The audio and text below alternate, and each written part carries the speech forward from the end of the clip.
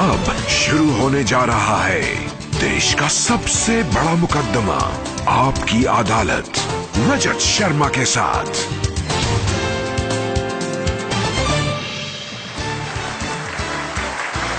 नमस्कार, आपकी अदालत में आपका स्वागत है।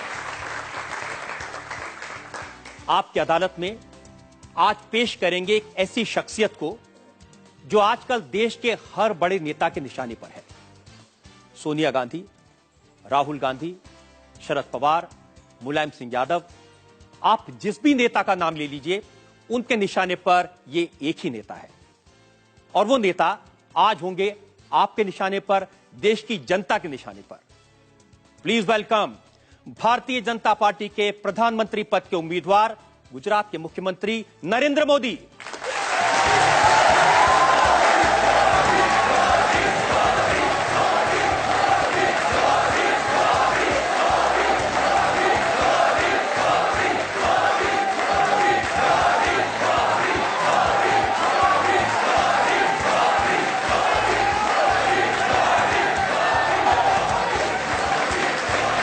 और नरेंद्र मोदी पर आज के इस खास मुकदमे के लिए हमारे जज हैं, जेएनयू के प्रोफेसर रह चुके विचारक, थिंकर, डॉक्टर पुष्पेश पंत।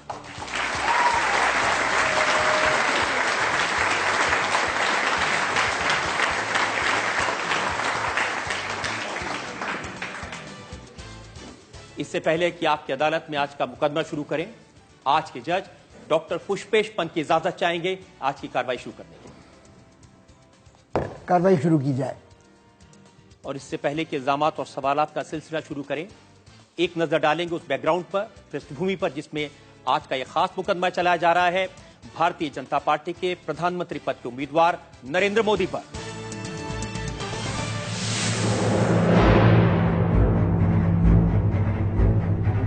नरेंद्र दामोदर दास मोदी ने बचपन की रातें रेलवे स्टेशन पर चाय बेचते हुए गुजारी थी। आज वही चाय वाला बीजेपी की तरफ से प्रधानमंत्री पद का उम्मीदवार है। एक जमाने में जो नरेंद्र मोदी घर छोड़कर हिमालय की गुफाओं में चला गया था, आज वही नरेंद्र मोदी हर सर्वे, हर ओपिनियन पोल में प्रधानमंत्री पद के सबसे लोकप्रिय दावेदार हैं। जिस नरेंद्र मोदी की आरएसएस में ट्रेनिंग पर्दे के पीछे रहकर काम करने की थी, वही नरेंद्र मोदी आज हर पोस्टर, हर पब्लिसिटी में, हर दीवार पर दिखाई देते हैं। मैं दीप नहीं बुझने दूंगा, मैं देश नहीं मिटने दूंगा। टीवी चैनल्स पर, सोशल मीडिया में, नेशनल प्रेस में नरेंद्र मोदी सबसे ज्यादा चर्चित व्यक्तित्व हैं। 2002 तक जिस व्यक्ति ने न चुनाव लड़ा, न किसी पद पर रहा, वही नरेंद्र मोदी जब गुजरात के मुख्यमंत्री बने तो 3 बार पार्टी को चुनाव जितवाया और अब अपनी पॉपुलैरिटी के दम पर लोकसभा चुनाव में फ्रंट रनर बने हुए हैं। जिस नरेंद्र मोदी को 2 वक्त का खाना जुटाने में दिन रात एक करना पड़ता था, वो नरेंद्र मोदी एक ब्रांड बन गए हैं। इस समय नरेंद्र मोदी देश के सबसे चर्चित और सबसे विवादित नेता हैं। आपकी अदालत में नरेंद्र मोदी अपना मुकदमा खुद लड़ेंगे। तो मुकदमा शुरू होता है। आपकी अदालत में पहला इल्जाम नरेंद्र मोदी पर। आपकी अदालत में बीजेपी के प्रधानमंत्री पद के उम्मीदवार नरेंद्र मोदी पर आरोप है कि इन्होंने पब्लिसिटी करके अपनी हवा बनाई है। मोदी जी, जो देश के बड़े बड़े नेता हैं, सोनिया जी, राहुल जी, चिदंबरम जी, शरद पवार जी, सब परेशान हैं। जहां जाते हैं वो एक ही चीज उनको देखने को मिलती है, एक ही चीज सुनने को मिलती है, अब की बार मोदी सरकार।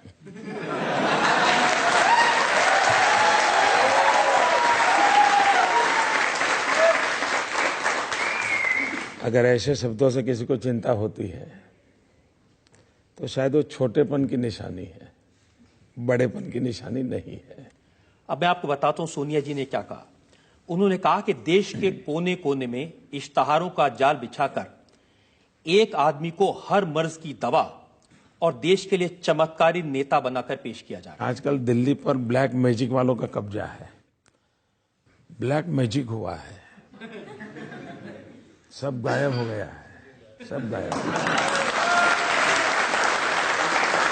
जिन्होंने नौजवानों के रोजगार गायब कर दिए, जिन्होंने देश का कोयला गायब कर दिया, जिन्होंने बिजली गायब कर दी, तिजोरी गायब कर दी, तो ये ब्लैक मैजिक से ज्यादा अच्छा है ये जादूगरी।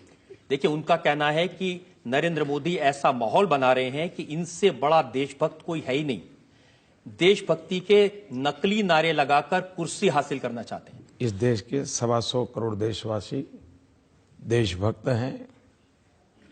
किसी की देशभक्ति से किसी से नीचे नहीं होती, किसी से ऊपर नहीं होती, और इसलिए न मैं किसी की देशभक्ति पर शक करता हूं और न ही मैं कोई महान देशभक्त होने का दावा करता हूं।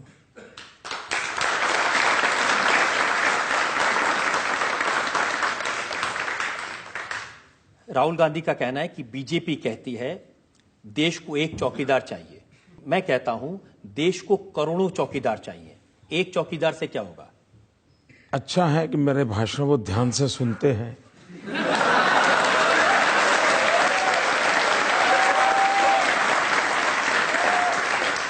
और उन्हें ये मालूम है कि अगर 125 करोड़ चौकीदार होंगे तो कहीं न कहीं अपने काम चल जाएगा। एक चौकीदार होगा तो बड़ा मुश्किल हो जाएगा, तो ये उनको मालूम है। और मुझे चिंता ये है कि जब 125 करोड़ चौकीदार होंगे तो जिन पर आदर्श घोटाले का आरोप है, करगिल की विधवाओं के मकान जिन्होंने ले लिए, क्या वे भी चौकीदार होंगे क्या? जिन पर आरोप है राजस्थान और हरियाणा के किसानों की जमीन हड़प ली, क्या वो भी 125 करोड़ में चौकीदार होंगे क्या? अगर ये है तो फिर तो लगता है ऐसा है कि वो दूध की रखवाली बिल्ली को दे देंगे। देखिए, आपके नारे में, आपके पब्लिसिटी में, प्रोपेगेंडा में एक ही व्यक्ति है और उनका नारा है हर हाथ शक्ति, हर हाथ तरक्की, सबको साथ लेके चलो। रियलिटी तो है हर हाथ लूट, हर होठ झूठ।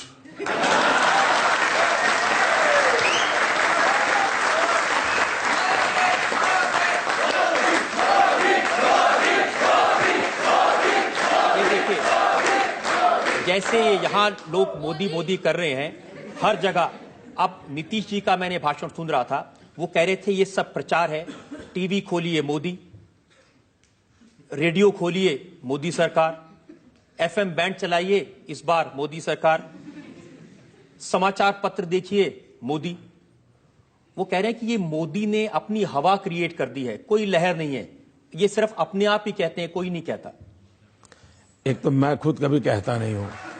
भाई आप लोग बोल रहे थे कि मैं बोल रहा था।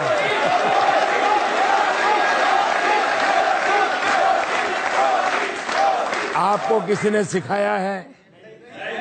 आपको किसी ने बताया है? आप अपनी मर्जी से बोल रहे हो? आपको लगता है देश अपनी मर्जी से बोल रहा है? तो इसमें न मेरी सुनिए, न नीतीश कुमार की सुनिए, जनता की सुन लीजिए।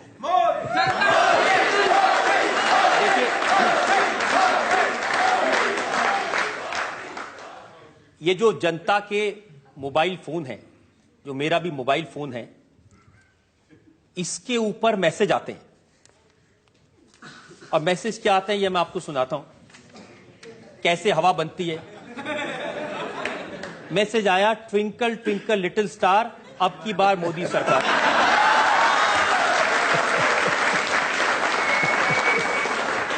मैसेज आया, राहुल गांधी ने खाई चॉकलेट बार, अब की बार मोदी सरकार।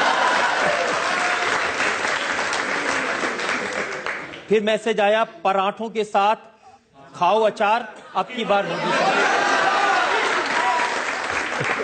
और फिर किसने कहा, दिल का भंवर करे पुकार, अब की बार मोदी सरकार। और फिर पॉलिटिकल भेजा किसी ने, सोनिया जी ने मनमोहन जी से कहा, अब तो अपना मौन तोड़ दो सरदार। मनमोहन जी बोल पड़े, अब की बार मोदी सरकार। और एक अभी थोड़ी देर पहले मैसेज आया है, भाइयों मत मारो चांटा बार बार, मैं भी कहता हूं।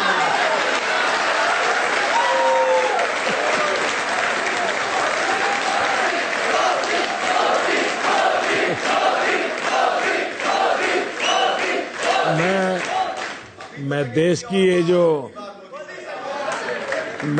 देश की क्रिएटिव जनरेशन है उनका अभिनंदन करता हूं, और मैं मानता हूं कि अगर ये सोशल मीडिया न होता तो देश की क्रिएटिविटी का, देश की आवाज का पता ही नहीं चलता। अखिलेश यादव आपकी अदालत में आए थे, उन्होंने मुझे कहा कि नरेंद्र मोदी ने ये प्रचार, ये अब की सरकार, ये सब नारा बनाने के लिए एक अमेरिकन एजेंसी को हायर किया है, उसको 1000 करोड़ रुपए दिए। एक तो ऐसा कुछ किया नहीं है, न ही ऐसी कोई कंपनी रखी है, और न मैं ऐसी किसी कंपनी को मिला हूं। अब ये झूठ कई दिनों से चल रहा है। अच्छा हुआ आपने मुझे सवाल पूछ लिया ताकि मुझे सच कहने का मौका मिल गया। अगर सचमुच में 1000 करोड़ रुपए की कंपनी रखी होती तो शायद एक कंपनी वाली बात भी अखबार में नहीं छपती, क्योंकि उसकी इतनी तो ताकत होती ना कि क्या छपवाना क्या नहीं छपवाना। तो इसका मतलब ये मैं आपको कांग्रेस पार्टी के बड़े नेता आनंद शर्मा, कॉमर्स मिनिस्टर हैं, उन्होंने प्रेस कॉन्फ्रेंस की। उन्होंने कहा कि भारतीय जनता पार्टी और नरेंद्र मोदी की पब्लिसिटी पर 10,000 करोड़ रुपए खर्च किए गए। पहला काम आनंद शर्मा जी ने यह करना चाहिए, इलेक्शन कमीशन को चिट्ठी लिखनी चाहिए। दूसरा, उन्होंने एनफोर्समेंट डिपार्टमेंट होता है भारत सरकार को, उसको लिखना चाहिए कि ये 10,000 करोड़ आए कहां से, किसके पास आए, उसकी जांच करो। कम से कम बाकी सब कामों में उनकी सरकार विफल गई है, न उनको कुछ करने का सूझता भी नहीं है। मैं उनको आइडिया देता हूं कि कम से कम ये काम करो। उनकी अभी 30-40 दिन बाकी है, पूरी सरकारी मशीनरी लगा दो और देश के सामने कच्चा चिट्ठा खोल के रख दो। और मैं आनंद शर्मा को निमंत्रण देता हूं कि जितना हो सके उतना जल्दी करो। अच्छा, इलेक्शन कमीशन को आचार संहिता के कारण कोई रुकावट आती हो कि ऐसा कर सकते हैं, मैं इलेक्शन कमीशन को लिख करके देने को तैयार हो कि आनंद शर्मा और सोनिया जी की सरकार जितनी भी मोदी की जांच करनी है तो तत्काल कर ले, मुझे अच्छा लगेगा। लेकिन राहुल गांधी कहते हैं कि मोदी जी ऐसे आदमी हैं, ये गंजों को कंगा बेच सकते हैं। मैं चाय बेचता था, कंगे तो मैंने बेचे नहीं है। लेकिन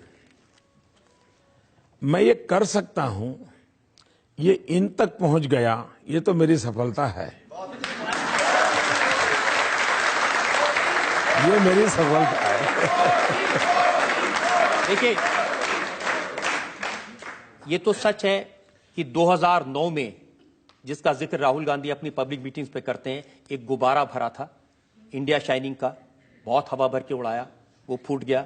वो कह रहे हैं कि अब ये 2014 में एक नया गुब्बारा लेके आए हैं और उसमें बहुत हवा भरी है, धड़ाधड़ वो उसे कहते हैं, हवा भरते हैं। और उनका कहना है कि जब चुनाव के नतीजे आएंगे तो ये गुब्बारा भी फूटेगा। 2002 में भी जब गुजरात का चुनाव था, कांग्रेस के मित्र यही कह रहे थे। 2007 में गुजरात का चुनाव हुआ, कांग्रेस के मित्र यही कहते थे। 2012 में गुजरात का चुनाव हुआ, कांग्रेस के मित्र यही कहते थे, और गुब्बारा उनका फूट गया, देश जानता है। तो पहली बार गुजरात में उन्होंने मेरे साथ फ्रेंडली मैच की है, और वो प्राइमरी मैच में बुरी तरह पिट गए हैं। अब वो फाइनल में आए हैं, मैदान में जनता तय कर लेगी। देखिए, सोनिया जी का कमेंट मैंने देखा, वो पब्लिक मीटिंग में कह रही थी, ये ऐसे दिखा रहे हैं कि अब तक देश में कुछ हुआ ही नहीं और नरेंद्र मोदी आकर रातों रात कुछ कर देंगे। 21वीं सदी का ये पहला दशक, इतनी अच्छी अपॉर्चुनिटी थी देश को।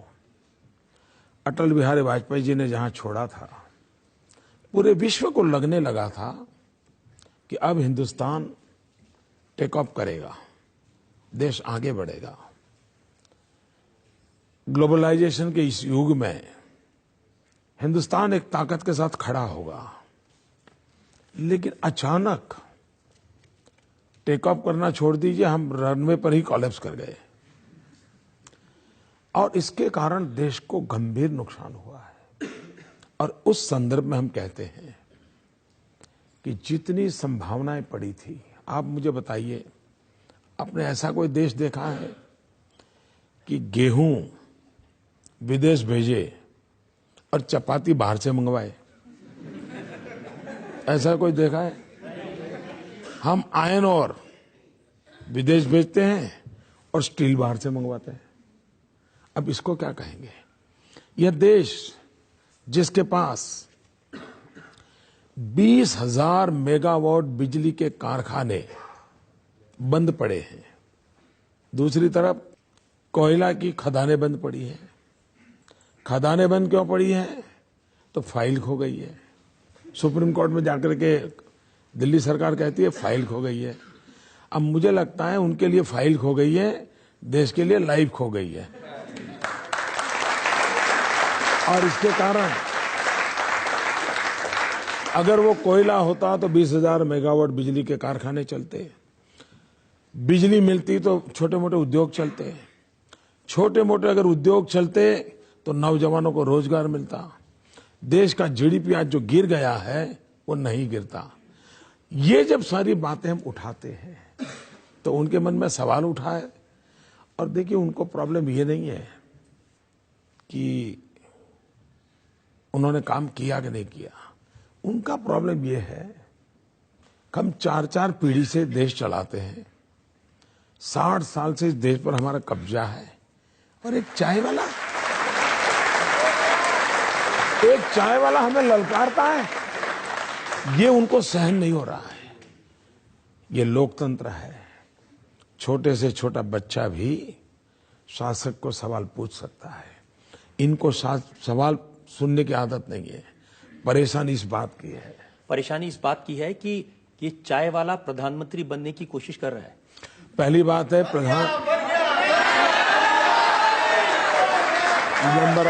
नंबर 1 मेरी जिंदगी का उसूल है, और मैं आज आपकी अदालत के माध्यम से उस बात को जरूर कहना चाहूंगा। मैं वो इंसान हूं जिसने इस मिनट तक कभी कुछ बनने का सपना नहीं देखा है, और मैं भी नौजवानों को कहता हूं, कभी भी बनने के सपने मत देखो। अगर सपना देखना है तो कुछ करने का देखो। मैंने कभी भी बनने का सपना नहीं देखा। मैं तो कभी मेरे गांव में अगर थोड़ी पढ़ाई करने का सौभाग्य मिला होता और स्कूल का टीचर भी बन जाता तो मेरी माँ ने जरूर मिठाई बांटी होती। मैं तो उस बैकग्राउंड का हूं। ये तो लोकतंत्र है, 125 करोड़ देशवासियों के आशीर्वाद हैं जो व्यक्ति का भविष्य तय करते हैं। लोकतंत्र में कोई व्यक्ति अपनी डिजाइन नहीं बना सकता है, अपना भविष्य तय नहीं कर सकता है। और अभी भी मैं कहता हूं, इस पल भी करने के सपने बहुत है, बनने का सपना एक भी नहीं है।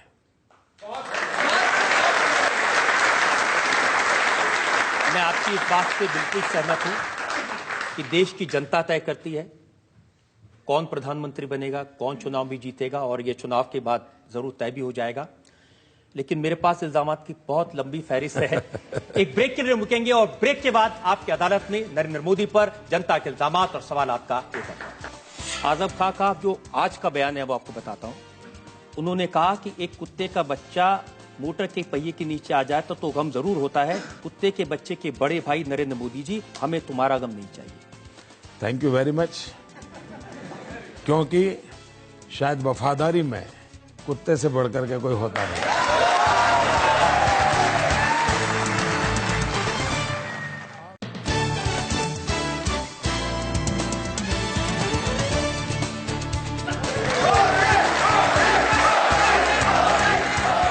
Welcome back. आपकी अदालत में आज हमारे मेहमान हैं भारतीय जनता पार्टी की तरफ से प्रधानमंत्री पद के उम्मीदवार गुजरात के मुख्यमंत्री नरेंद्र मोदी। आपकी अदालत में बीजेपी के प्रधानमंत्री पद के उम्मीदवार नरेंद्र मोदी पर इल्जाम है कि ये देश को बांटने की राजनीति करते हैं। 12 साल से आप पर इल्जाम लग रहे हैं, बहुत लंबी रिसर्च है, लेकिन मैं वो पूछ रहा हूं जो आजकल ताजा ताजा इल्जाम लग रहे हैं आपके ऊपर। राहुल गांधी ने आज ही कहा नरेंद्र मोदी पीएम बनना चाहता है, इसके लिए वो कुछ भी करेगा, वो टुकड़े टुकड़े कर देगा, एक को दूसरे से लड़ा देगा। मैं समझता हूं ये टुकड़े टुकड़े वाला मामला है, ये उत्तर प्रदेश से लाए हैं वो। उन्हीं के पार्टी का ये एमपी का उम्मीदवार है, शायद ये टुकड़े टुकड़े वाला मामला उसी से उन्होंने तो कहा था, इमरान कुरैशी ने तो कहा था कि अगर नरेंद्र मोदी यूपी में आएंगे तो बोटी बोटी काट देंगे। हाँ, वो बोटी बोटी टुकड़े टुकड़े होता है। तो शायद वो उन्हीं के इन्फ्लुएंस में बोलते होंगे। कांग्रेस के इतिहास की तरफ देखें, अब देश को तय करना है कि उनके टैप रिकॉर्डर सुनने हैं कि उनका ट्रैक रिकॉर्ड देखना है। ट्रैक रिकॉर्ड क्या कहता है? इस देश में सबसे पहले शासन किसके हाथ में आया? कांग्रेस के हाथ में। भारत के टुकड़े किसने किए? उन्होंने किए। वंदे मातरम, उसके टुकड़े किसने किए? हमारे देश में जातिवाद का जहर किसने फैलाया? 1857 का स्वातंत्र संग्राम, इस देश का हिंदू और मुसलमान कंधे से कंधा मिलाकर लड़ा था। देश आजाद होते ही ये तनाव, ये बिखराव किसने पैदा किया? और इसलिए जो पाप डिविजिव कांग्रेस है, इतना ही नहीं, वो इतने नीचे गए, देश को कैसे तोड़ा जाता है। जो 2 दिन से डिबेट चल रही है, और मैं फौजियों की इंटरव्यू जब टीवी पे देख रहा था इन दिनों, उनकी पीड़ा में अनुभव करता था। भारत सरकार ने पहली बार फौज में ये पूछा कि आपके यहां हिंदू कितने हैं, मुसलमान कितने हैं। ये हमारा सद्भाग्य है कि फौज ने इनकार किया कि फौज में सब हिंदुस्तानी होते हैं या हिंदू और मुसलमान की गिनती नहीं होगी। मना कर दिया। ये जरा अपने गरिबान में देखे, डिविजिव पॉलिटिक्स कौन करता है, देश के टुकड़े कौन कर रहा है। हम तो, जब मैं गुजरात गया, पहली बार राजनीति में टर्मिनोलॉजी शुरू हुई है, जब तो काफी लोग उपयोग करते हैं। मैं गुजरात में एक ही भाषा बोलता था 2001-2 में जब गया। मेरे 5 करोड़ गुजराती, आज भी मुझे सुनते होंगे तो मैं 125 करोड़ हिंदुस्तानी वही से बोलता हूं। ये भाई डिकना भाई फलाना भाई, ये पूरी टर्मिनोलॉजी को खत्म करने का मैंने प्रयास किया है, और धीरे धीरे हर एक राज्य के मुखिया अपने राज्य की पूरी पॉपुलेशन बोलते हैं। अब मैं आपको उदाहरण देता हूं। आपने कांग्रेस की काफी धुलाई कर दी। उमर अब्दुल्ला जो मुख्यमंत्री है जम्मू कश्मीर के, उनकी बात आपको बताता हूं, और बड़ा उन्होंने गंभीर चार्ज लगाया। उन्होंने कहा कि नरेंद्र मोदी पंजाब गए, वहां सरदारों की दस्तार कबूल की। अरुणाचल प्रदेश गए, उनकी टोपी कबूल की। असम गए तो उनकी वेशभूषा कबूल की, लेकिन जब इमाम साहब ने टोपी पहनाने की कोशिश की तो लौटा दिया, इनकार कर दिया। मैंने अब तक गांधी जी को ऐसी कोई टोपी पहना हुआ देखा नहीं है। मैंने सरदार वल्लभ भाई पटेल को इस प्रकार की टोपी पहन करके फोटो निकाला हुआ कभी देखा नहीं है। मैंने पंडित नेहरू को भी कभी इस प्रकार की टोपी पहना हुआ देखा नहीं है। तो ये एक भारत की राजनीति में विकृति आई है, और विकृति आई है कि अपीजमेंट के लिए कुछ भी करो। मैं मानता हूं मेरा काम है सब संप्रदाय का सम्मान करना, सब परंपरा का सम्मान करना, पर मेरी जो परंपरा है उसको मुझे स्वीकार करना। मैं मेरी परंपराओं को लेकर के जीता हूं, हर एक की परंपरा का सम्मान करता हूं, और इसलिए मैं ये टोपी पहन करके फोटो निकाल करके लोगों की आंख में धूल झोंकने का पाप मैं नहीं कर सकता। लेकिन कोई अगर किसी की टोपी उछालता है तो उसको कड़ी की कड़ी सजा करने का मैं मन रखता हूं।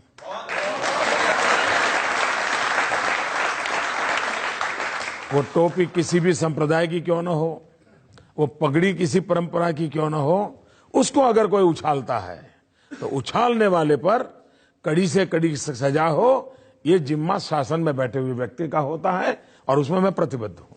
लेकिन मोदी जी, नीतीश जी ने एक बार कहा था कि जब आप सार्वजनिक जीवन में होते हैं, पब्लिक लाइफ में होते हैं, तो कभी तिलक लगाना पड़ता है, कभी टोपी पहननी पड़ती है, दूसरों की भावनाओं का ध्यान रखना पड़ता है। उनको लगता है कि ऐसा करने से भावनाएं संभल जाती हैं, वो ये करे। मुझे लगता है कि उनके बच्चों को शिक्षा मिलनी चाहिए, उनके हाथ में भले कुरान हो, उनके हाथ में कंप्यूटर भी होना चाहिए। ये मेरी सोच है, तो उनकी सोच उनको मुबारक, मेरी सोच मुझे मुबारक। देखिए, आपकी सोच का और आपके शब्दों के चयन का क्या हाल होता है, उसका मैं आपको उदाहरण देता हूं। आजम खान साहब उत्तर प्रदेश की सरकार में मंत्री हैं। उन्होंने कहा, आजादी के 60 वर्ष बाद कहा गया कि हम आदमी नहीं हैं, कुत्ते के पिल्ले हैं। जिसने कहा हो उसने गलत किया हो। कौन है वो ऐसा कहने वाला? ये आपने ही कहा था। मैं कभी ऐसा न सोच सकता हूं, न मैं बोल सकता हूं। देखिए, वो जो एक इंटरव्यू मेरे पास में है जो आपने दिया था, उस इंटरव्यू में आपने कहा, ये मैं बता देता हूं। हमारे यहाँ देखिए हेडलाइन छपी हुई है, जी जी, हम इंसान हैं, कुत्ते का बच्चा भी कार के नीचे आ जाए तो दुख होता है। हाँ, लेकिन उसमें किसी को कहाँ कहा है मैंने? आपके क्या शब्द है? आपकी क्या हो रही है? मैं आपको मुजरिम मैं हूं, लेकिन मैं एक सवाल पूछ लेगा, इसको दोबारा पढ़िए आप। मैं पूरा पढ़ देता हूं। ऊपर वाला पहले पढ़ लीजिए। ऊपर तो है, हम इंसान हैं, कुत्ते का बच्चा भी कार के नीचे आ जाए तो दुख होता है। ये तो हमारे हेडलाइन है। यहाँ, लेकिन आप पूरी बात तो सुनने दीजिए ना। मैं आपको पूरी बात। आपसे पूछा गया सवाल 2002 में जो हुआ उस पर आपको अफसोस है, तो आपने कहा भारत का सुप्रीम कोर्ट दुनिया में अच्छी अदालत के तौर पर जाना जाता है। इसकी रिपोर्ट में मुझे पूरी तरह क्लीन चिट दी गई। इससे अलग एक बात, ये कोई भी व्यक्ति जो कार ड्राइव कर रहा हो और हम पीछे बैठे हों, कुत्ते का एक छोटा बच्चा पहिए के नीचे आ जाए तो दुख होगा कि नहीं? जरूर दुख होगा। मैं मुख्यमंत्री हूं या नहीं, लेकिन मैं एक इंसान हूं। हमारे देश में ऐसा कहते हैं कोई भी, अरे भाई चींटी मर जाए तो भी पीड़ा होती है, चींटी मर जाए तो भी पीड़ा होती है। ये आपकी संवेदना की तीव्रता को व्यक्त करने के लिए मुहावरे होते हैं। उसको अगर कोई ये कहे कि आपने इंसान को चींटी कह दिया, तो मैं समझता हूं इस प्रकार का इंटरप्रिटेशन करने वालों का प्रॉब्लम है। दूसरा, जिसने मेरा इंटरव्यू लिया था, जब हिंदुस्तान के कुछ मीडिया के मित्रों ने उसको उछाल दिया, जिसने इंटरव्यू लिया था वो विदेशी होने के बावजूद भी उसने ट्वीट किया कि मोदी ने ना ऐसा कहा है, न हमने ऐसा समझा है, ये गलत इंटरप्रिटेशन हो रहा है। यानी इंटरव्यू लेने वाला एक फॉरेनर भी मेरी संवेदना को समझ पाया। लेकिन जो न्यूज ट्रेडर्स हैं, मैं मीडिया की बात नहीं कर रहा हूं, मीडिया तो बहुत अच्छा है, मीडिया की ताकत बहुत महत्वपूर्ण है, इसलिए मुझे मीडिया के खिलाफ कुछ नहीं कहना है। लेकिन जो न्यूज ट्रेडर्स है, ये न्यूज ट्रेडर के लिए माल बेचने के लिए काम आता है, तो उपयोग करते हैं। लेकिन आजम खां का जो आज का बयान है वो आपको बताता हूं। उन्होंने कहा कि एक कुत्ते का बच्चा मोटर के पहिए के नीचे आ जाए तो गम जरूर होता है, हमें तुम्हारा गम नहीं चाहिए। बड़े भाई, कुत्ते के बच्चे के बड़े भाई नरेंद्र मोदी जी, हमें तुम्हारा गम नहीं चाहिए। थैंक यू वेरी मच, क्योंकि शायद वफादारी में कुत्ते से बढ़कर के कोई होता नहीं।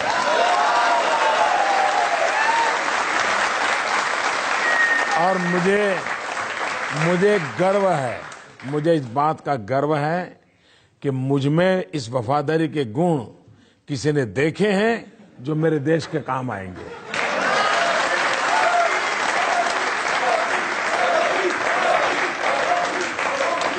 लेकिन एक सच ये है कि भारत के प्रधानमंत्री ने, मनमोहन सिंह जी ने, उन्होंने कहा कि अगर नरेंद्र मोदी देश का प्रधानमंत्री बन गया तो देश के लिए डिजास्टर्स होगा। शायद उनकी खुद की पार्टी ने फिर बाद में ये कहा कि प्रधानमंत्री जी ने ऐसा नहीं बोलना चाहिए था। उनके कैबिनेट मंत्रियों ने भी कहा कि प्रधानमंत्री ने ऐसा नहीं बोलना चाहिए था, और मैं समझता हूं उसके बाद उन्होंने बोलना बंद किया है।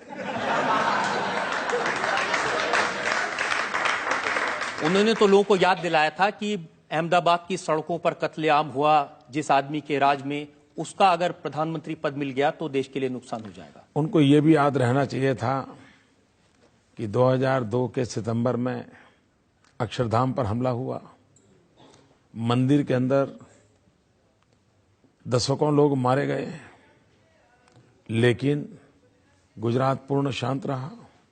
उनको ये भी पता होना चाहिए कि गुजरात में सीरियस बम ब्लास्ट हुए थे, काफी लोग मारे गए थे, अस्पताल में लोग मारे गए थे, उसके बाद भी गुजरात शांत रहा।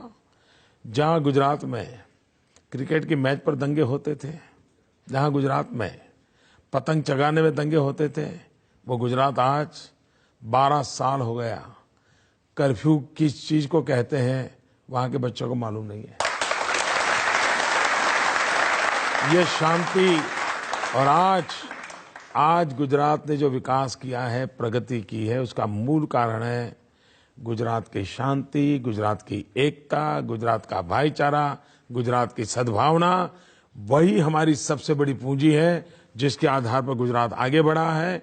देश भी अगर देश को आगे बढ़ना है तो शांति, एकता, भाईचारा, सद्भावना, इन गुणों को जितना हम बढ़ावा देंगे, देश को आगे बढ़ाने में एक बहुत बड़ा कैटलिक एजेंट का वो रोल प्ले करेगा। मैं आपकी ये बात मान लेता हूं और आपके विरोधी भी इस बात को मानते हैं कि 12 साल से गुजरात में दंगे नहीं हुए, लेकिन जब उत्तर प्रदेश के मुख्यमंत्री अखिलेश यादव आपकी अदालत में आए तो उन्होंने कहा कि मुजफ्फरनगर में जो दंगे हुए थे वो मोदी ने करवाए थे। मैं नहीं जानता हूं कि उनको रात को नींद आती है कि नहीं आती है, क्योंकि वो काफी परेशान है। अभी तो मैं 5-6 बार उत्तर प्रदेश गया हूं, तो उनकी मुसीबत मैं समझ सकता हूं, और इसलिए उनको दिन में भी मोदी याद आते हैं, रात में भी मोदी आते हैं। वो शेर की चर्चा करते हैं तब भी उनको मोदी याद आते हैं, वो लैपटॉप की चर्चा करते हैं तो भी उनको मोदी याद आते हैं। तब उनको वो हर जगह पे मोदी दिखते हैं, तो उनकी कठिनाई है। हम जनता से पूछते हैं जो लोग सवाल पूछना चाहते हैं, एक एक करके। हाँ। सर, मैं सर से जानना चाहती हूँ कि यदि सर की सरकार बनती है तो जो क्रिश्चियन भाई हैं हमारे, क्या उनको ये विश्वास दिला सकते हैं कि उनके चर्च तोड़े नहीं जाएंगे? ऐसा तो कभी हुआ नहीं, कभी सुना नहीं हमने। जलाए नहीं जाएंगे सर? ऐसा न सुना है न कभी हमने नहीं। वो एक आश्वासन चाहते हैं, शायद उनके मन में उनकी सेफ्टी का आश्वासन चाहते हैं मैं सर। आपको बताता हूँ। एक तो ऐसा मैंने कहीं सुना नहीं है, नंबर 1। नंबर 2, गुजरात के अंदर दुनिया की सबसे छोटी माइक्रो माइनॉरिटी है, पारसी। उन पारसी का उदवाड़ा में तीर्थ क्षेत्र है। हमारी सरकार आने के बाद और उसको ग्लोबली, और मैंने तो कहा ये रिलीजियस हार्मनी का वर्ल्ड कैपिटल बन सकता है, ऐसा बनाने में मैं लगा हुआ हूं। पारसी का स्थान है, और इसलिए भारत के जहन में नहीं है। भारत के हजारों वर्ष का इतिहास देखिए, कभी तलवार लेकर के किसी के धर्म पर आक्रमण नहीं किया है। हमारा देश ऐसा है जो कहता है इसका भगवान, उसका भगवान, उसका भगवान, ये हमारी सोच नहीं है। हमारे देश की सोच है ईश्वर एक है और उसे प्राप्त करने के रास्ते अलग अलग है। सर। और सभी रास्ते ईश्वर के पास ले जाते हैं। और इसलिए कोई ऊंचा है, कोई नीचा है, ये चाहिए या नहीं चाहिए, भारत का संविधान इसके लिए किसी को सहमति नहीं देता है। हमारे यहाँ संप्रदायवाद नहीं चल सकता है। हम धार्मिक लोग हो सकते हैं, सांप्रदायिक जुनून हमारे देश में कतई नहीं चल सकता है। और इसलिए भारतीय जनता पार्टी का ये मोटो रहा है सर्व पंथ समभाव, सभी पंथों के प्रति समभाव होना चाहिए। इसलिए मैं इस देश के सभी नागरिकों को कहता हूं, आप आश्वस्त रहिए। इस जातिवाद का जहर, इस संप्रदाय का जुनून भारत की प्रगति को रोकता है और ये हम नहीं होने देंगे।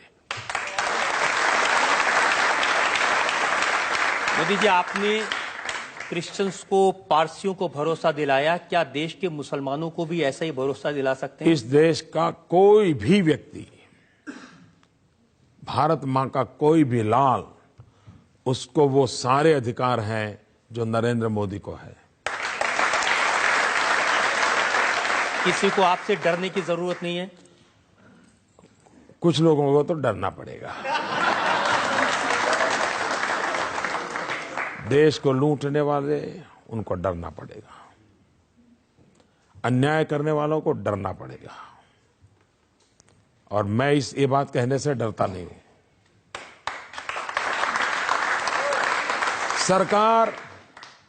सरकार ऐसी नहीं हो सकती कि जिसमें जो मर्जी पड़े वो चले।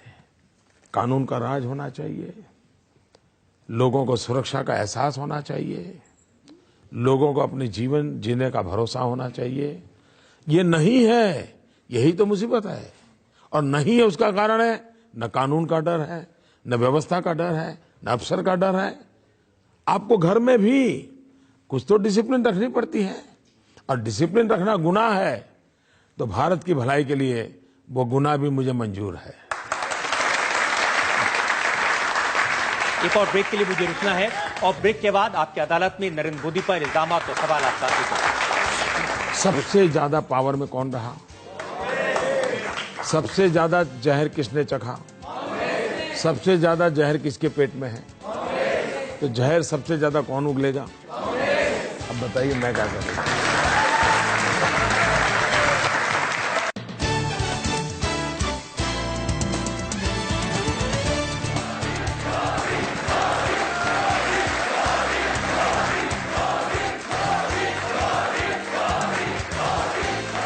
Welcome back. आपकी अदालत में आज हम मुकदमा चला रहे हैं, सवाल पूछ रहे हैं, सफाई मांग रहे हैं नरेंद्र मोदी से। आपकी अदालत में अगला।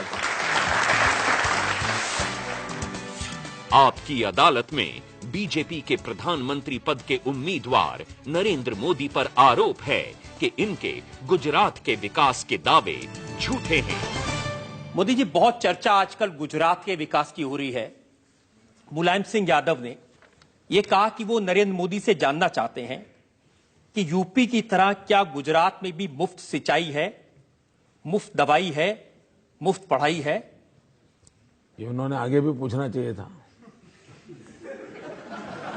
मुफ्त में गुंडागिर्दी है, मुफ्त में निर्दोषों की हत्याएं हो रही है, ये भी बोल देना चाहिए था उन्होंने तो तब कहा जब आपने कहा कि सरकार चलाने के लिए 56 इंच का सीना चाहिए। मैंने उनको ये कहा था कि मुलायम सिंह जी ने यह कहा कि हम उत्तर प्रदेश को गुजरात नहीं होने देंगे।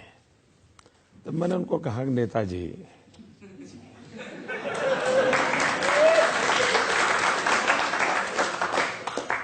गुजरात बनाने के लिए 56 इंच का सीना लगता है। अब फिर मैंने आगे कहा था, गुजरात बनाने का मतलब होता है 24 घंटे 365 दिन बिजली। गुजरात बनाने का मतलब होता है कि गुजरात में अधिकतम घरों में नल से पीने का पानी। गुजरात बनाने का मतलब होता है 99% गांवों में पक्की सड़क। ये होता है। तो मैंने कहा इसके लिए आप में दम नहीं है।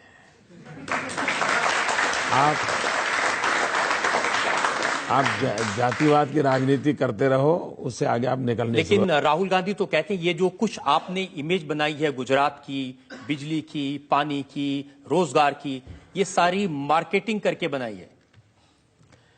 चलिए मानो मैं दिल्ली में आके मार्केटिंग करूं, बंगाल में जाके मार्केटिंग करूं, असम में जाके करूं तो थोड़ी देर मान सकते हो, लेकिन गुजरात की जनता के सामने तो मार्केटिंग नहीं चलता ना। उसको तो सामने दिखता है ना। मैं कहूं कि मैंने रोड बनाया और रोड नहीं है तो गुजरात की जनता के गले उतरेगा?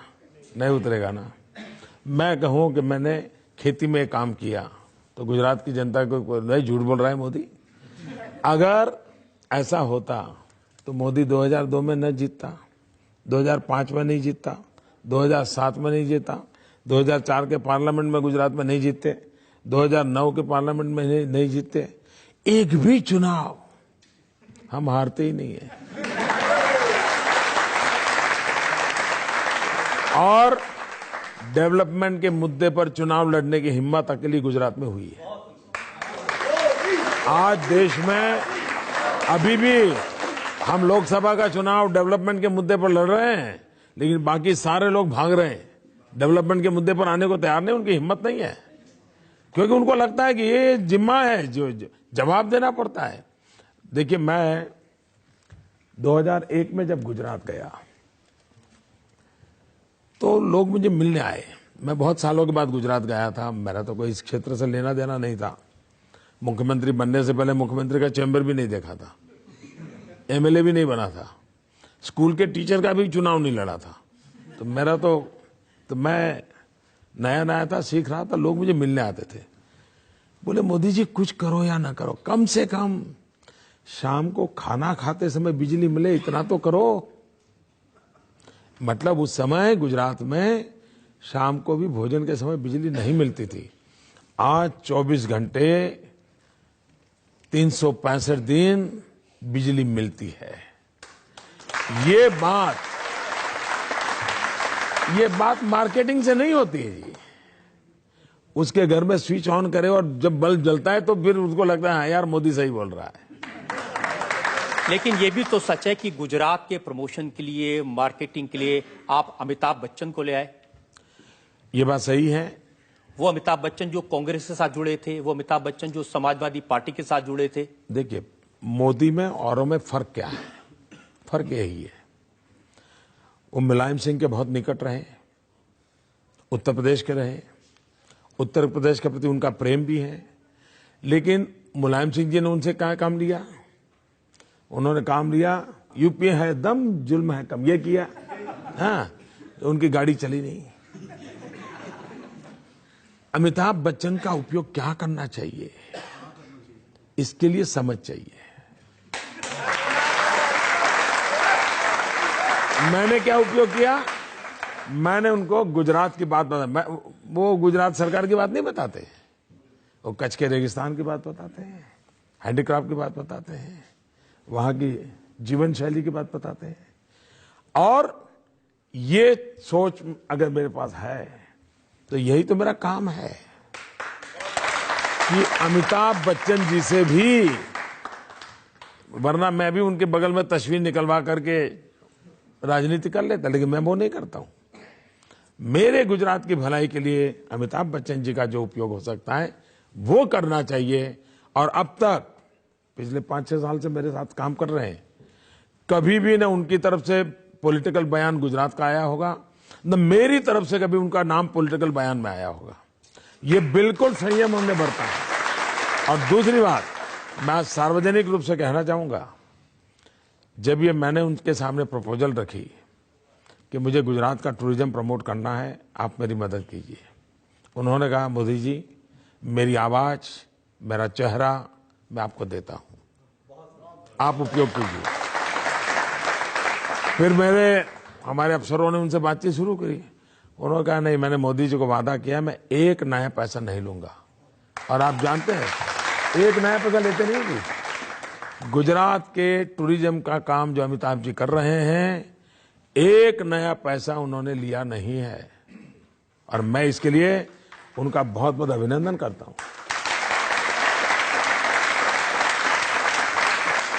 हम तो सोचते थे वो बहुत पैसा कमा रहे होंगे गुजरात सरकार से।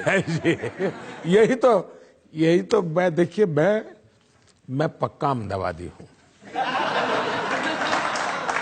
हम जो अहमदाबादी लोगों के लिए ऐसी पहचान है, हम सिंगल फेयर डबल जर्नी वाले हैं। हम जल्दी रुपये किसी को देते रहिए। तो वैसे भी हमारा स्वभाव, और अमिताभ जी को लगा भाई मोदी जी की अगर नहीं देते हैं तो फिर ये बात बार बार क्यों आते हैं कि उद्योगपतियों को आपने सस्ती जमीन दे दी, टाटा को दे दिया, अडानी को दे दिया, अंबानी को दे दिया। मैं बताता हूं, ये सारे आरोप राजनीति से प्रेरित है। हमारे कांग्रेस के मित्र तो जैसे वो 10,000 करोड़ वाला लाए थे, इसमें भी कुछ आरोप लगाते हैं। मैं ये कहता हूं, ये भारत सरकार सोई हुई है क्या? क्या उसका जिम्मा नहीं है कि कोई मुख्यमंत्री ऐसी बदमाशी करता है उसको ठीक करे? कोई स्टेट ऐसी बदमाशी करता है, क्यों नहीं कर रही जी? इसलिए इसका मतलब या तो उनमें ये भी दम नहीं है। दूसरा, गुजरात स्टेट के संबंध में सुप्रीम कोर्ट का एक बहुत बड़ा महत्वपूर्ण रिमार्क है। सुप्रीम कोर्ट ने कहा है कि जमीन देने के संबंध में और जमीन संपादन करने के संबंध में गुजरात की पॉलिसी इतनी उत्तम है, देश के अन्य राज्यों ने उस मॉडल को स्वीकार करना चाहिए। सुप्रीम कोर्ट का कहना है। तीसरी बात, ये जो झूठ चल रहा है ना, नैनो को जमीन दी, नैनो को 1 इंच जमीन सरकार ने नहीं दी है। 1 इंच जमीन किसान से लेकर के नहीं दी है। तो आपको ये लग रहा है कि किसान से छीन करके दे दिया? वही अरे इनको कुछ मालूम ही नहीं जी, कुछ भी बोलते हो। वरना सुप्रीम कोर्ट तो मेरी बात क्यों मानती जी? दूसरी बात है, मार्केट रेट से ज्यादा पैसों से हमने जमीन दी है। और दूसरा, गुजरात स्टेट है जो पॉलिसी ड्रिवन स्टेट है, नीति बनी हुई है। आप भी कोई जाएंगे तो उसको भी वही लाभ मिलेगा जो हिंदुस्तान का सबसे बड़ा अमीर जाएगा उसको भी मिलेगा। लेकिन राहुल गांधी कहते हैं कि गुजरात की कोई बात इसलिए सामने नहीं आती क्योंकि वहां पर आरटीआई नहीं है, सबसे बड़ा अधिकार जो उन्होंने दिया देश की जनता को। ये जो दिन रात वो कहते रहते हमने ये कानून दिया, ये कानून दिया, ये कानून दिया, जरा ये तो जवाब दो कि आपका कानून कश्मीर में लागू होता है क्या? क्या आरटीआई एक्ट कश्मीर में लागू हुआ है क्या? एंटी करप्शन एक्ट कश्मीर में लागू हुआ है क्या? राइट टू एजुकेशन कश्मीर में लागू हुआ है क्या? जरा पहले अपने गरीबान में देखो, फिर औरों पर कीचड़ उड़ाओ। दूसरी बात है, गुजरात में आरटीआई है, गुजरात में आरटीआई के अंदर फुल फ्लेज काम चल रहा है, और गुजरात आरटीआई के खिलाफ अभी तक एक भी शिकायत आई नहीं। जो जातिकरण राजनीतिक है, इससे हम कब बाहर आएंगे? जब तक हम इसी में उलझे रहेंगे हमारा देश विकास नहीं कर सकता।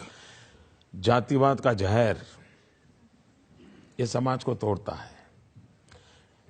किसी जाति का गौरव होना वो बुरी चीज नहीं है, वो कभी कभी ताकत देती है। लेकिन जातिवाद का जहर जो है, जो नफरत पैदा करता है, उससे किसी का भी भला नहीं होता है, और हमने देश को उससे बचाना होगा। लेकिन सोनिया जी तो कहती हैं आप जहर की खेती कर रहे हैं। देखिए, जयपुर के अंदर करीब जून जुलाई महीने में, लास्ट जून जुलाई में कांग्रेस पार्टी का अधिवेशन था। उसमें राहुल गांधी जी का राज्यारोहण होना था, उनको उपाध्यक्ष घोषित करना था। तो काफी पूरे देश में बड़ा माहौल बनाया गया था। उस दिन राहुल गांधी ने जो भाषण किया, आपके पास पुराने क्लिपिंग होगा तो दिखा देना बाद में, उसमें उन्होंने कहा कि मैं आज सुबह जल्दी जल्दी उठ करके मम्मी के कमरे में गया था, मम्मी की आंख में आंसू थे। और मम्मी ने कहा कि बेटा, पावर इज पॉइजन, सत्ता एक जहर होती है। ये उन्होंने पब्लिक को सुनाया था। अब मुझे बताइए भैया, सबसे ज्यादा पावर में कौन रहा? सबसे ज्यादा जहर किसने चखा? सबसे ज्यादा जहर किसके पेट में है? तो जहर सबसे ज्यादा कौन उगलेगा? अब बताइए मैं क्या करूं?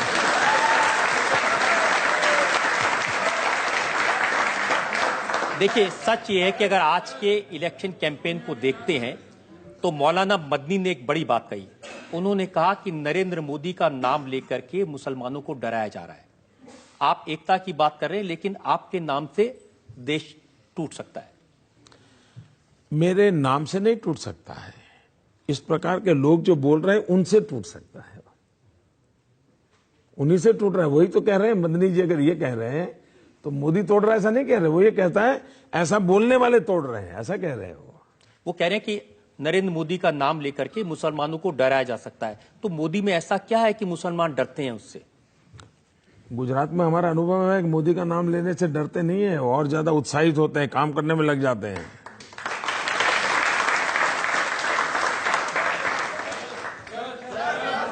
श्योर, बिल्कुल, सबको मौका दें, कोशिश करें। सर, मेरा क्वेश्चन ये है कि अमेरिका ने आपके ऊपर प्रतिबंध लगाया था, क्या आप प्रधानमंत्री बनने के बाद अमेरिका जाएंगे?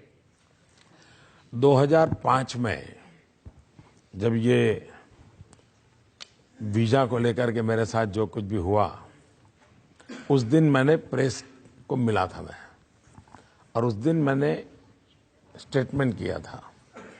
मैंने कहा कि हम ऐसा हिंदुस्तान बनाना चाहते हैं ताकि अमेरिका वीजा लेने के लिए लाइन में खड़ा रहे।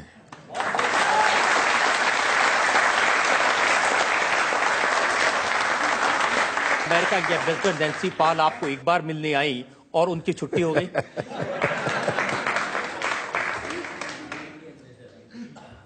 अब ये खोज का विषय है, शायद पत्रकार लोग जल्दी खोज पाएंगे। एक और ब्रेक के लिए मुझे रुकना है, और ब्रेक के बाद आपकी अदालत में नरेंद्र मोदी पर इल्जाम और सवालात का एक और। हर पोस्टर पर मोदी का नाम होता है।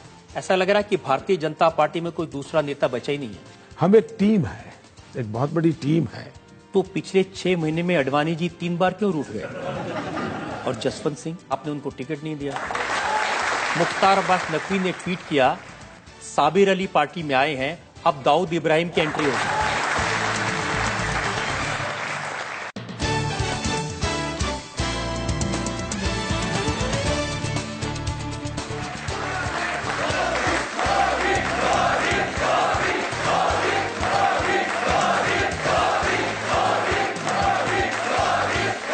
Welcome back. आपकी अदालत में आज इल्जामात और सवाल आपके घेरे में हैं। गुजरात के मुख्यमंत्री नरेंद्र मोदी आपकी अदालत में अगला इल्जाम।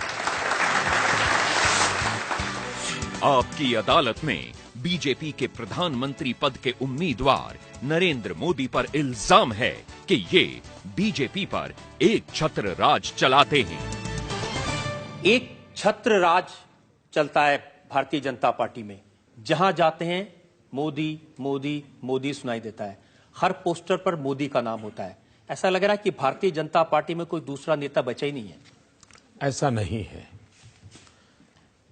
भारतीय जनता पार्टी एक विशाल संगठन है। संगठन व्यवस्था से ऑर्गेनाइजेशन सेटअप बना हुआ होता है।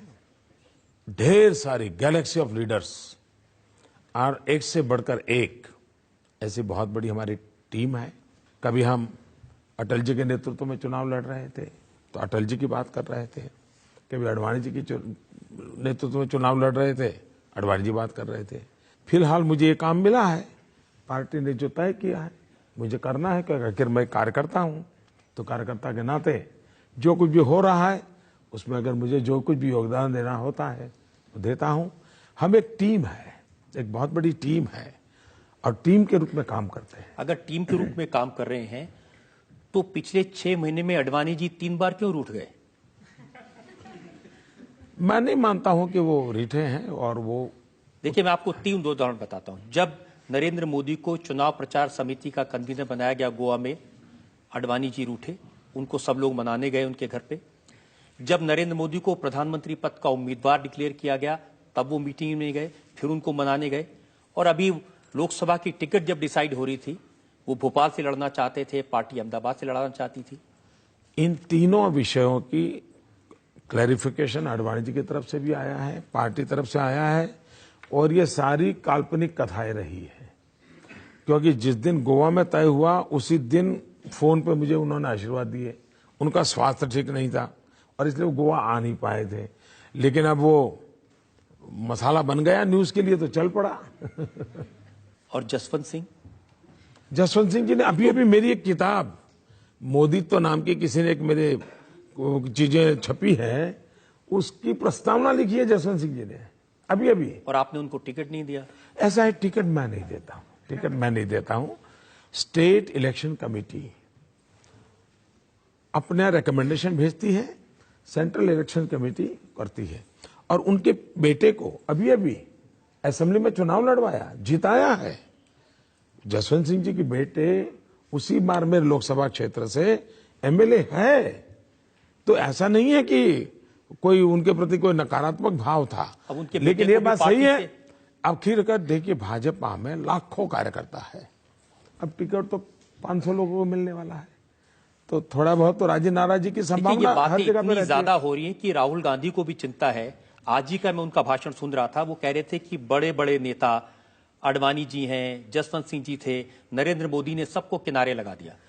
पहली बात यह है कि जो लोग हैं वे वो लोग हैं जिन्होंने मोदी को उंगली पकड़ के चलाया है, और आज भी ये वो लोग हैं जिनके चरणों में बैठ करके मैं जीवन की बहुत कुछ शिक्षा दीक्षा लेता हूं। और इसलिए न उनको भारतीय जनता पार्टी के चरित्र का पता है, न भारतीय जनता पार्टी की कार्यशैली का पता है, लेकिन वो इसलिए ऐसा बोलते हैं क्योंकि उनके यहां सीताराम केसरी के साथ क्या हुआ था, उठा करके ऑफिस से बाहर फुटपाथ पर पटक दिया था। ऑल इंडिया कांग्रेस के प्रेसिडेंट थे, सोनिया जी को बिठाना था, तो उनके यहां ये हुआ है तो बचपन से उन्होंने यही देखा है, तो उनको बाहर का कुछ मालूम नहीं है ना। लेकिन अब वो कल्चर बीजेपी भी नहीं आई। मुख्तार अब्बास नकवी ने ट्वीट किया, साबिर अली पार्टी में आए हैं, अब दाऊद इब्राहिम की एंट्री होगी। अब वो उन दोनों के बीच का मामला है, रहने दीजिए उनके पास। और पार्टी के बहुत सारे नेता ये कहते हैं कि नरेंद्र मोदी को पार्टी में जितना नहीं पसंद करते, बाहर वाले पसंद करते हैं। राज ठाकरे, आपका रिश्ता तो शिवसेना से, उद्धव ठाकरे से है, लेकिन राज ठाकरे कह रहे हैं मैं नरेंद्र मोदी को प्रधानमंत्री बनाऊंगा। पहली बात है कि इसका पहला पार्ट जो है वो आपका अनुमान सही नहीं है। आज भारतीय जनता पार्टी के मुझसे इतने श्रेष्ठ वरिष्ठ कार्यकर्ता हैं मेरी पार्टी में, मुझसे ज्यादा अनुभवी हैं, लेकिन उन्हीं लोगों ने मुझको अपने कंधे पर बिठाया है। मेरी पार्टी के लाखों कार्यकर्ता आज रात दिन देखे बिना इतना पसीना बहा रहे हैं। अगर मैं जो कुछ भी हूं तो उन पार्टी के लाखों कार्यकर्ताओं की बदौलत हूं। अगर आज मैं इतना ऊपर दिखता हूं तो मेरी पार्टी का जो शीर्ष नेतृत्व है उसने मुझे अपने कंधे पर बिठाया, इसके कारण दिख रहा हूं। इसलिए मेरी पार्टी में कोई मेरे साथ नहीं है, ये मैं सोच भी नहीं सकता हूं। वो सब हैं इसलिए तो मैं यहां दिख रहा हूं, अगर वो न होते तो मैं धरती पर भी कहीं नजर नहीं आता। तो रियलिटी ये है। दूसरी बात है, जब सारा देश अगर ये कुछ बातें कह रहा है तो और भी लोग कहते होंगे और दलों के लोग भी कहते होंगे। कुमार विश्वास, मैंने सुना कि वो आपकी तारीफ में कविताएं पढ़ते रहे हैं और कहते हैं कि नरेंद्र मोदी मुझसे बात करते थे। ये बात सही है, मैं तो बात सबसे करता हूं जी। ज्यादातर लोग ये चलाते हैं कि मोदी किसी से बात नहीं करते, कम से कम वो सच तो बोला कि मैं बात करता हूं। लेकिन कांग्रेस में कम से कम ये क्राइसिस नहीं है, वहां तो तय है कि लीडर कौन है, किसकी कमांड चलेगी। और यही तो कांग्रेस की दुर्दशा का कारण है। देश की आरती उतारने के बजाय वो एक ही परिवार की आरती उतार रहे हैं, यही तो मुसीबत का कारण है। मनमोहन सिंह जी ने ये कहा कि Rahul Gandhi has outstanding credentials to become prime minister और मैं उनके नेतृत्व में काम करने को तैयार हूं। आपकी पार्टी में किसी बड़े नेता ने यह कहा कि मैं आपके नेतृत्व में काम करने को तैयार हूं? इसका कारण है कि मैं कहता हूं कि मैं सबके नेतृत्व में काम कर रहा हूं। मैं यही तो कहता हूं ना कि सब मेरे नेता हैं, उनकी शिक्षा दीक्षा से मैं बढ़ रहा हूं और मैं इन्हीं के अंडर में काम करता हूं। लेकिन जिनके अंडर आप काम करने की बात कर रहे हैं, ऐसे ही मुरली मनोहर जोशी हैं, वो बनारस से लड़ना चाहते थे, आप पहुंच गए वहां। मुझे निमंत्रण दिया है जी, और उनको तो कानपुर की बहुत अच्छी सीट पर लड़ रहे हैं और मैं मानता हूं वो अपने जीवन में सर्वाधिक वोट से इस बार जीतने वाले हैं। सर, आप जब प्रधानमंत्री बनेंगे तो अडवाणी जी को आप प्रेसिडेंट बनाएंगे क्या? ऐसा है, अगर मोदी प्रधानमंत्री बनेगा तो उसका मतलब है कि अडवाणी जी ने उसको बनाया है। जो मुझे बनाते हैं उनको मैं क्या बनाऊंगा? मैं पूछना चाहती हूँ मोदी जी से, सभी पार्टीज ने अपने मैनिफेस्टो में रखा है कि हम महिलाओं की सुरक्षा के लिए काम करेंगे या उनको सुरक्षित देखेंगे, तो आप ऐसा क्या करेंगे कि हम लोग अपने आप को सुरक्षित समझें? आपको एक मेरी प्रार्थना है, अगर मौका मिले तो अक्टूबर में हमारे यहाँ नवरात्रि का पर्व होता है। एक बार गुजरात में नवरात्रि का पर्व देखने आइए और रात को 1-2 बजे ऐसे ही जरा टहलने के लिए निकलिए। आप देखेंगे जवान बेटियां पूरे गहनों से लदी हुई अकेली स्कूटी पर अंधेरी रात में जाती हुई मिलेगी। तो ये सब संभव है, सब संभव है। आज मुलायम सिंह यादव ने एक स्टेटमेंट दिया है पब्लिक मीटिंग में। उन्होंने कहा कि जो लड़के बलात्कार करते हैं ये छोटा मोटा अपराध है और बलात्कार करने वालों को फांसी की सजा देना ठीक नहीं है, और मैं अगर प्रधानमंत्री बना तो मैं इस कानून को बदलूंगा। अगर आप ऐसी चीजें इकट्ठी करोगे तो जब मुंबई में इतना बड़ा आतंकवादी आक्रमण हुआ तो कांग्रेस के वहां के गृह मंत्री ने बयान दिया था, ऐसी छोटी मोटी घटनाएं होती रहती है। ये माइंडसेट है ना, वही देश के लिए बहुत बड़ा संकट है। हमें इन घटनाओं के लिए पीड़ा नहीं हो रही है। ठीक है, उसको सुधार करने में शायद समाज को शिक्षित करना, संस्कार, बहुत चीजें जरूरत लगेगी, लेकिन हम कैसे इनसेंसिटिव हो सकते हैं? पल भर के लिए सोचिए, आप ही वो बालिका है जिस पर ये जुल्म हुआ है, तो क्या आप ये सोचेंगे कि छोटी मोटी घटना हो गई?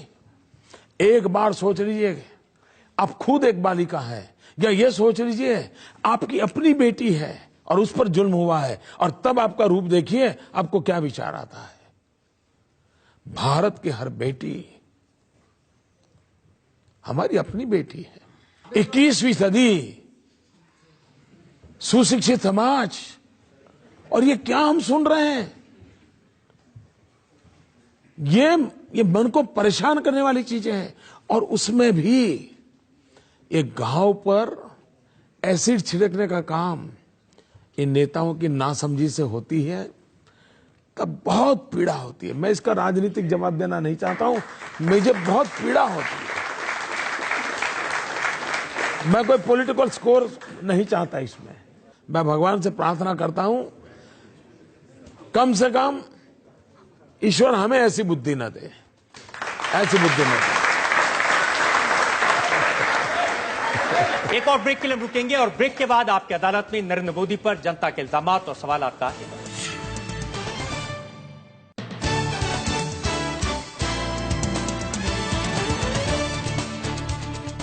Welcome back. आपकी अदालत में आज हमारे मेहमान हैं भारतीय जनता पार्टी की तरफ से प्रधानमंत्री पद के उम्मीदवार नरेंद्र मोदी। हम जनता से पूछते हैं जो लोग सवाल पूछना चाहते हैं, एक एक करके। सर, बिना रुके बिना थके आप 2 महीने से कंटिन्यू भाग रहे हैं, ये मोटिवेशन कहां से मिलता है सर? एक तो इसको मैं 15 सितंबर से शुरू किया था, अभी चल रहा है अप्रैल। जी। तो मेरे हिसाब से करीब 6-7 महीने हो गए जी। एक तो मैं मजदूर आदमी हूं, मैं बचपन ही बहुत कठिनाइयों से गुजारी है, तो शरीर से पूरा काम लेने का मुझे आदत भी है। योगा करने की परंपरा बहुत सालों से मेरे जीवन में है, योगा और प्राणायाम से मैं जुड़ा हुआ हूं। लेकिन उससे भी ज्यादा मेरा ये मत है, काम करने की थकान कभी नहीं होती है, थाक लगती है काम न करने की। मुझे काम करने का संतोष मिलता है। और तीसरी बात है, जनता जनार्दन के आशीर्वाद, ये इतनी बड़ी ताकत होती है, वो आपको दौड़ाती रहती है। जनता का प्रेम आपको सोने नहीं देता है, लेकिन कमिटमेंट होना चाहिए। अगर कमिटमेंट है तो बहुत तेजी से कनेक्ट होते हो, और अगर तेजी से कनेक्ट होते हो तो आप चीजों को कन्वर्ट भी कर लेते हो। और मुझे 125 करोड़ देशवासियों ने जो प्यार दिया है और जो पिछले 6 महीने में मैंने अनुभव किया है, शायद कोई परमात्मा की कृपा है, तो इतना प्यार मुझे मिला है। जी, आप थर्ड रो में। सर, मैं आपसे क्वेश्चन पूछना चाहती हूँ, आपके कपड़े बहुत स्टाइलिश होते हैं, आपका डिजाइनर कौन है?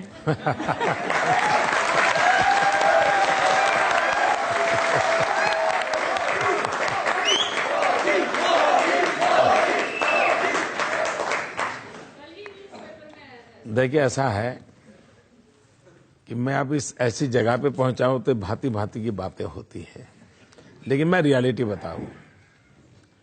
मैं बहुत छोटी आयु में घर छोड़ दिया, तो एक छोटे से झोले में ही मेरा सामान रहता था। मैं करीब 40-45 साल से परिव्राजक के नाते घूम रहा हूं, और करीब 40 साल मैंने भिक्षा मांग करके खाया है।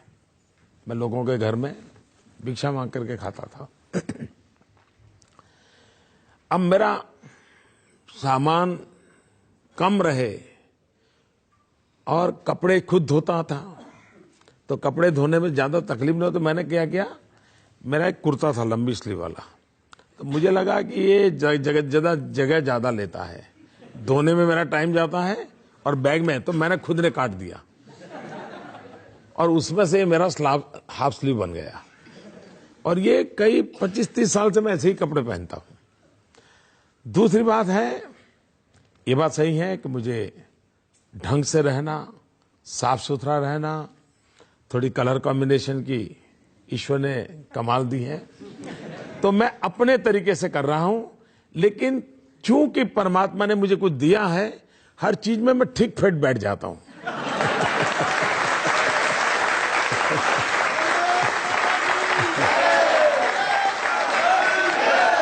न कोई मेरा फैशन डिजाइनर है, न ही कोई इस प्रकार की व्यवस्था है। जरूर टेलर तो लगता है, तो टेलर के वो बनाता है और वही मेरी गाड़ी चलती है।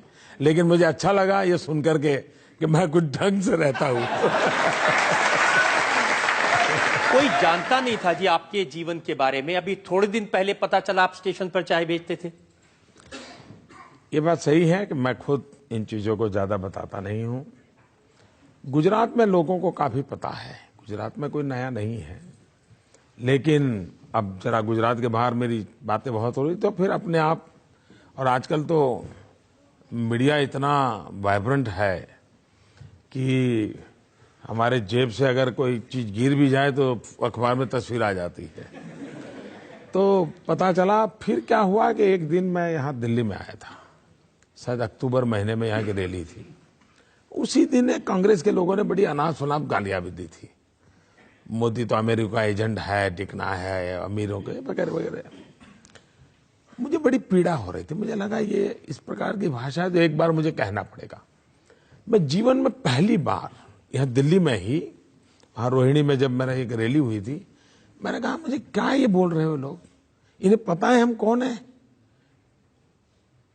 मैंने कहा मैं बचपन में रेल के डिब्बे में चाय बेच करके बड़ा हुआ हूं और आप मुझ पर ऐसे इल्जाम लगाते हो। उसमें से एक बात निकल पड़ी। बाकी तो अब बहुत सी बातें होती है, हर चीजें कहाँ बताने जाएंगे। अब जैसे मैं बता देता हूं, बचपन में आप इतने शरारती थे कि तालाब में से मगरमच्छ का बच्चा उठा के घर ले आए। मैं शरारती कम, साहसिक ज्यादा था।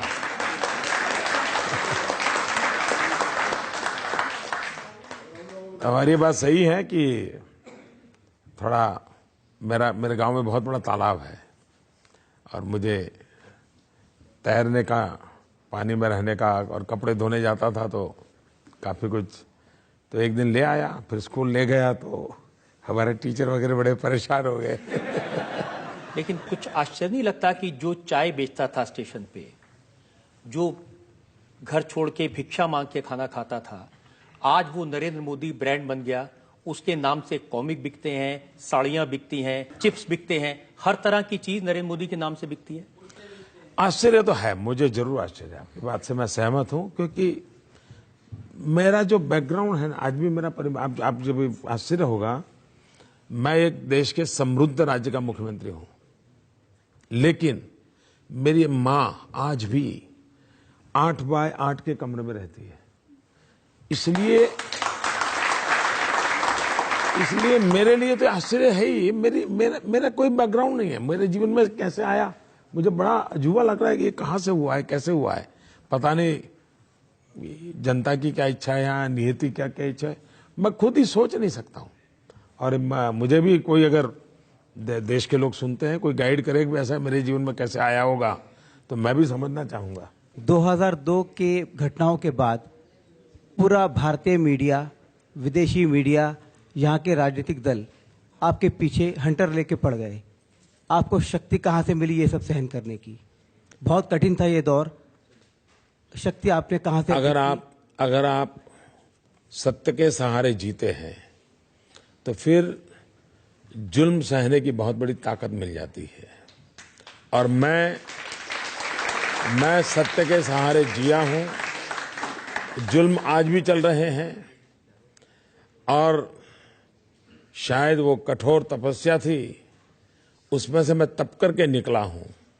इसी के कारण शायद 125 करोड़ देशवासी मुझे इतना प्यार कर रहे हैं। अगर मैं तपाया न होता, कठोर अग्नि परीक्षा से न निकला होता, तो शायद देश इतना प्यार मुझे नहीं करता। आप कह रहे हैं कि आपने सत्य के साथ रहे, शक्ति भी आप में थी, तो फिर आज आपकी अदालत में आपने इन घटनाओं पर बात की है, इसके पहले आपने बात क्यों नहीं की?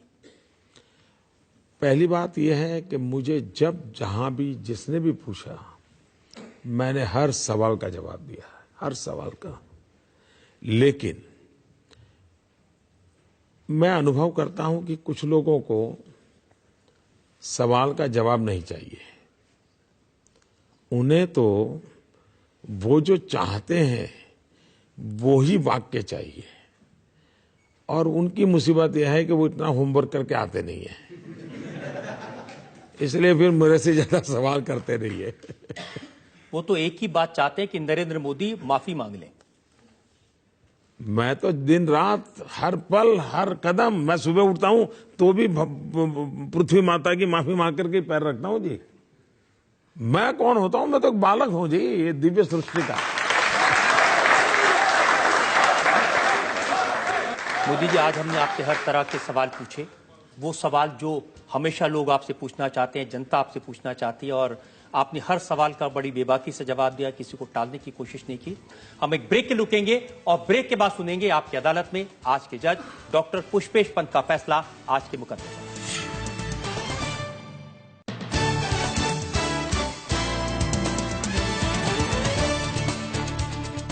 Welcome back. आपकी अदालत में आज हमने मुकदमा चलाया भारतीय जनता पार्टी की तरफ से प्रधानमंत्री पद के उम्मीदवार नरेंद्र मोदी पर। हमने नरेंद्र मोदी से इलेक्शन कैंपेन के दौरान लग रहे हर इल्जाम पर सफाई मांगी। अब वक्त है आपकी अदालत में आज के जज, जाने माने विचारक, लेखक डॉक्टर पुष्पेश पंत के फैसले का। आज इस अदालत में जो मुकदमा चलाया गया वो कई मामलों में असाधारण है। इस देश में ऐसा तो हुआ है कि जो कुर्सी पे बैठे हुए प्रधानमंत्री हैं वो दैत्याकार भ्रष्टाचारों के आरोप में कटघरे में खड़े किए जाते रहे हैं, मगर ये शायद पहली बार हो रहा है कि जो प्रधानमंत्री पद का दावेदार मात्र भर है उसे भावी प्रधानमंत्री मानकर शपथ ग्रहण करने के पहले ही इस कटघरे में खड़ा कर दिया गया है।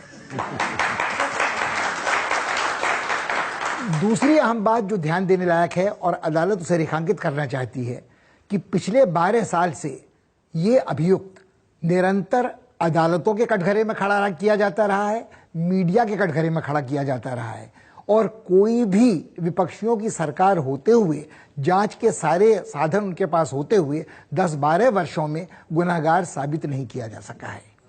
तीसरी बात जो कानून के राज के साथ जुड़ी है, इस देश की सर्वोच्च न्यायालय की निगरानी में सीधे काम कर रही स्पेशल इन्वेस्टिगेटिंग टीम ने सबूतों के अभाव में उन्हें मुजरिम नहीं पाया है।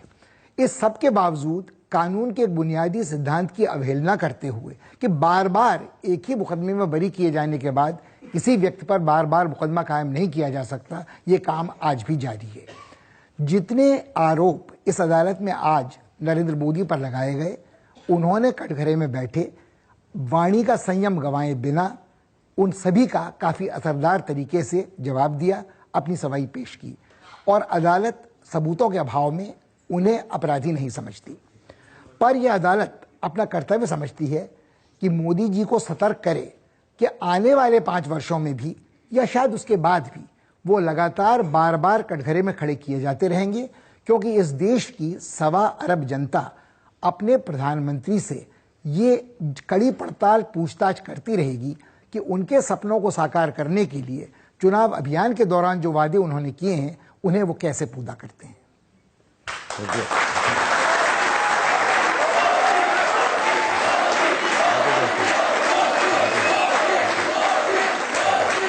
नरेंद्र मोदी को देश की सर्वोच्च अदालत ने बरी किया, आपकी अदालत में आज के जज ने बरी किया, लेकिन जनता की अदालत में उनका मुकदमा अभी बाकी है। देश भर में लोकसभा का चुनाव है, असली फैसला जनता जनार्दन को करना है। आप मालिक हैं इस देश के, आपको तय करना है कि नरेंद्र मोदी की बातों में कितनी सच्चाई है। आपको तय करना है कि क्या नरेंद्र मोदी इस देश के लिए वाकई में एक कुशल शासक, कुशल प्रधानमंत्री हो सकते हैं। फैसला आपके हाथ में है। चुनाव के मौके पर हमारा लिए वक्त है आपसे विदा लेने का। अगले सप्ताह आपसे मिलेंगे एक और अदालत लेकर, तब तक के लिए नमस्कार।